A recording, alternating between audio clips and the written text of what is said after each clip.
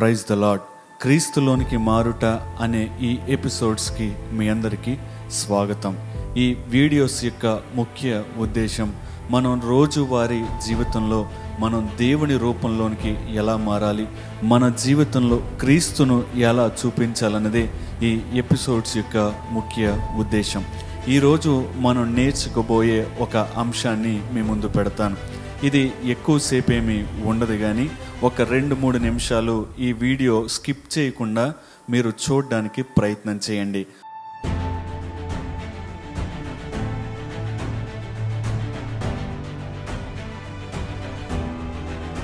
మనం అపోస్తుల కార్యములు 9వ అధ్యాయం 36వ వచనం నుండి 43వ వచనం మనం చూడగలిగితే ఇక్కడ మనందరికీ తెలిసిన ఒక స్త్రీ కనబడుతుంది. ఆమె పేరు తబిత. భాషాంతరమున ఆమెకు దోర్కా అనే పేరు. దోర్కా అనగా లేడీ అని అర్థమని కింద ఫుట్ నోట్లో రాయబడి ఉంటుంది. ఈమె జీవితం మానవాళిని ఎంతో ప్రభావితం చేస్తుంది. ముఖ్యంగా క్రైస్తవులైన మనకి ఈమె బహు ఆదర్శంగా ఉంటుంది. ఎందుకంటే మన రోజువారీ పనుల్లో ఎంతో బిజీగా ఉంటాం. ఈ తబితకు తనకి ఉన్న ఆ ఆధారాన్ని బట్టి అనేక మందికి మార్గదర్శంగా నిలవడానికి ఎంతో ప్రయత్నం చేస్తుంది.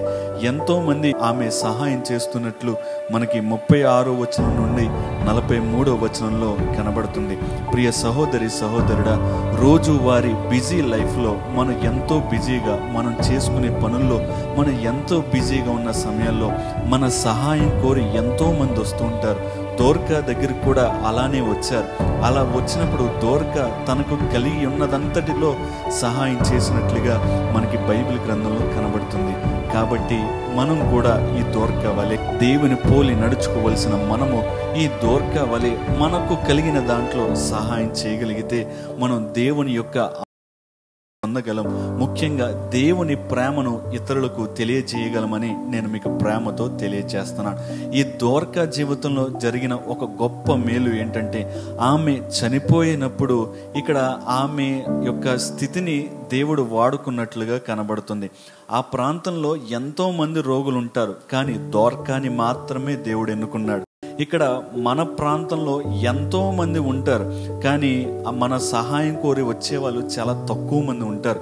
దేవుడు నిన్ను మాత్రమే ఎన్నుకుంటాడు. నీవు సహాయం చేస్తావా లేదా అని చూస్తూ ఉంటాడు. ఇక్కడ దోర్కా చేసిన సహాయం వల్ల ఆమె చనిపోయినప్పుడు పేతురు గారు వచ్చి ప్రార్థించగా దేవుని మహిమార్థం ఇక్కడ దోర్కా బ్రతికినట్లుగా కనబడుతుంది. ఇక్కడ దోర్కా బ్రతికిన దానికంటే మనం బాగుగా అర్థం అవ్వాల్సింది ఏంటంటే, దేవుని ప్రేమ ఇతరులకు చూపించడం వల్ల దోర్కా తన జీవితంలో ఒక గొప్ప ఆనందకరమైన రోజును చూచిందని మనం చెప్పవచ్చు.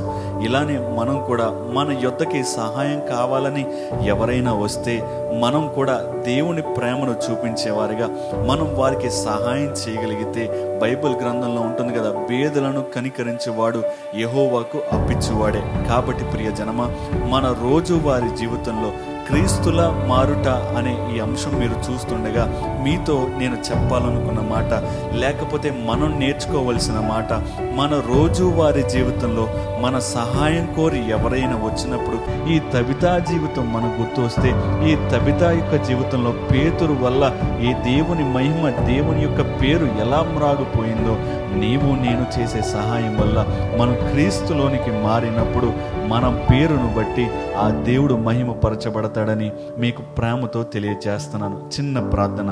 మమ్మల్ని అతిమిక్కిలిగా ప్రేమించిన మా ప్రియ పరలోకపు తండ్రి, నీ ఉన్నతమైన శ్రేష్టమైన నామానికి వందనాలు. నీ కృప చెప్పున మమ్మల్ని రక్షించావు ప్రభువా.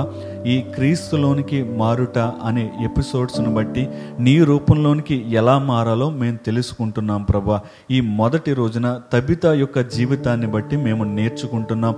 తబిత ఎలా అయితే ఒకరికి సహాయం చేయగలిగిందో, మేము కూడా ఒకరి పట్ల ఒకరి దయా హృదయం కలిగి సహాయం చేసినప్పుడు నీ ప్రేమను పొందుకుంటామని, మేము మా జనమునకు ఆశీర్వాదకరంగా ఉంటామని, పేదలకి అప్పిచ్చినప్పుడు మేము నీకు అప్పిచ్చినట్లనని ఈ బైబిల్ గ్రంథంలో రాయించావు గనక మేము కూడా నీ రూపంలోనికి మారి అనేక మందిని నీ ప్రేమను చూపించేవారుగా మమ్మల్ని మార్చమని యేసుక్రీస్తు వారి పుణ్యనామమున వినయపూర్వకముగా పాదములు పట్టుకొని బ్రతిమిలాడి వేడుకొనుచున్నాం మా పరమ తండ్రి.